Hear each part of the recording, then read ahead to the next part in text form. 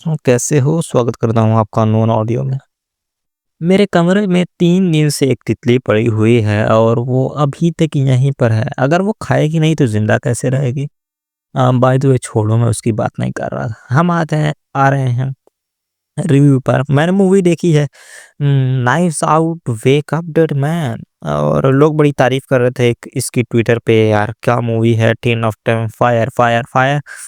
मैंने सोचा चलो देखा जाए और उसके बाद मैंने देखा और मूवी की लेंथ है 2 आवर 26 मिनट और शुरू में मैंने बस इस वजह से देखा क्योंकि लोगों की तारीफ की थी तो मैंने देखता रहा, देखता रहा, देखता रहा और सच बताऊँ तो बड़ा मुश्किल था देखना। उसमें मिस्ट्री बनाने की बहुत कोशिश की गई है। इतनी मिस्ट्री बनाने की कोशिश की है कि जानबूझकर के सीन को काटा जा रहा है। सीन को काट कर के मिस्ट्री बनाई जा रही है। तो यहाँ पर सारा कमाल तो डायरेक्शन का है, स्टोरी तो कुछ खास उसमें है नहीं। नो, स्टोरी मुझे किसी तरीके से पसंद नहीं आई। मैंने मूवी उसको पूरी देखी विदाउट ना मुझे कोई फीलिंग आ रही थी, ना मुझे हँसी आ रही थी, ना कोई फीलिंग कि आखिर इसमें हो क्या रहा है? मैं जस्ट देखे जा रहा था, देखे जा रहा था और फिर लास्ट में तो हाँ, यही थी मूवी।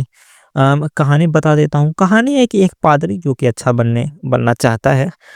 उसको पादरी लोगों ने छोटे चर्च में भेजा। वहाँ के चर्च का जो सहयोगी बनना था उसे, तो वहाँ का जो बड़ा चर्च का पादरी था अरे जो अ, चर्च का जो बड़ा पादरी था, वो एक अच्छा इंसान नहीं था। काफ़ी गुनाह करता था। एंड ये छोटा पादरी वहाँ गया हुआ था। तो ये सबको अच्छा बनाने की राह पे था। लेकिन बड़ा पादरी जिस चर्च में था, अब तुम सोचोगे वो इतना गंदा इंसान था तो वो पादरी क्यों था? क्योंकि वो चर्च उसके दादा ने बनाया था। उसके दादा एक बहुत ही अमीर व्यक्ति था और हाँ, इस वजह से उसको वो विरासत में मिला था। आमतौर से ऐसा ही होता है कि अगर पादरी का बेटा पादरी ही बनता है, तो उसको वो विरासत में मिला था।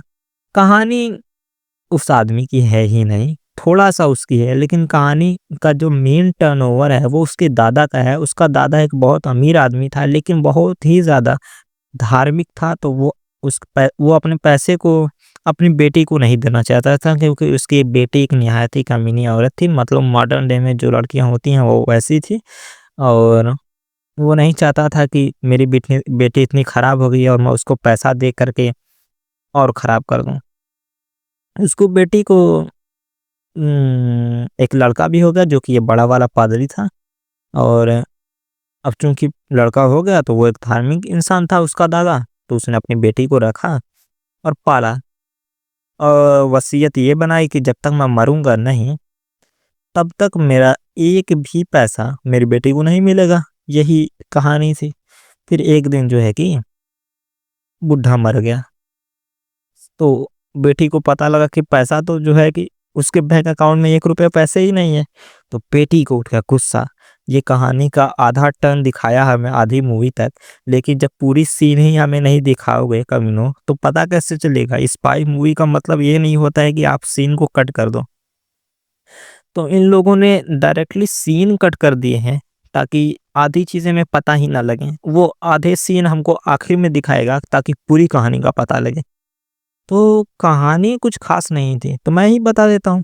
वो बुड्ढा जो है कि अब उसकी बेटी को पता लगता है कि नहीं मेरा बाप मर गया, मैं जाऊँगी पैसा निकालने, लेकिन ऐसा होता है कि उसको पैसा मिलता नहीं है क्योंकि जानते हो क्या होता है? वो बुड्ढा मतलब कि ये जो बड़े खराब वाले पादरी का दादा, सारे पैसे का एक हीरा बना लेता है और उसको खा जाता है और खा के चला जाता है कहाँ?